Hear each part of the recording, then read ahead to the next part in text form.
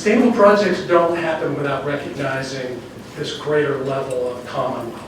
Partnerships should run deep into the community. We have that responsibility. I know Lynn recognizes that. The first time that he and I walked this site together, we thought, this is a pretty sensitive site. It's right next to the river. We've got growth going on. We're on the interstate. I don't know if you noticed, there's 4 sides to it. There's only one way in, one real way in. A nightmare for our contractors, kudos to them. But a very significant site because if you look at it, each side of the building speaks to a different part of Greenville's community. To the west, we have our magnificent park and the people that enjoy it and enjoy its serenity. To the east, we have an entrance to an historic neighborhood that's important to us. To the south, we have a gateway that comes into town that basically is showing people this is downtown Greenville. And then coming from the north, of course, we've got lots of new land that we think, I'm sure the city has their eye on for new development. And if you look at the comprehensive plan for that, it talks about tech and office and a lot of other things. So it's 4 different personalities, 4 different perspectives all coming together with one building that we had to recognize. In addition to that, because we knew this was a sensitive site, we did something else.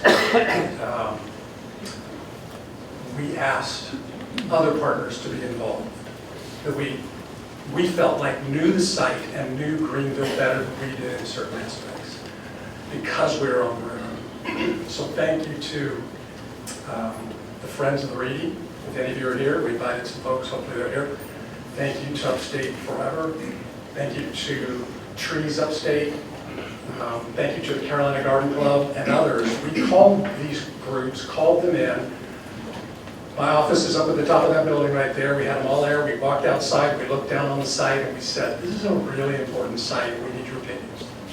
And we had that conversation with them, and we had multiple conversations with them. And along the way, we learned in those conversations some things we wouldn't have known as we were developing. We learned that, well, one thing we knew that they kind of drove into our heads was every drop of water that hits this site ends up in that river immediately. And we had to pay attention to that. We knew that. Hearing that from them, though, it was important because it was underscoring something that we really had to deliver to our contractors as a challenge.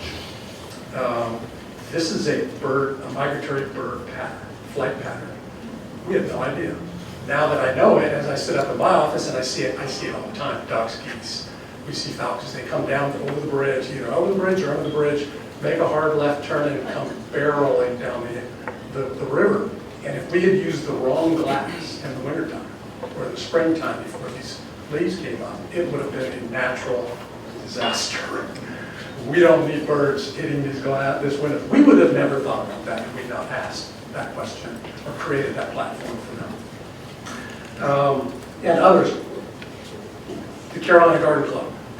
There were plants and fauna thriving on this site long before we came along as humans and spoiled this property or any of these properties. So we tried to come back with plants and fauna that were here before we were here, and hopefully those will thrive as well. So those are just a few things that in terms of partnerships on the public side, on the private sector side, things that we all should do to go the extra mile. We look at a building like this, we say it's pretty cool, and hopefully it's nice and works well for the bank and its employees.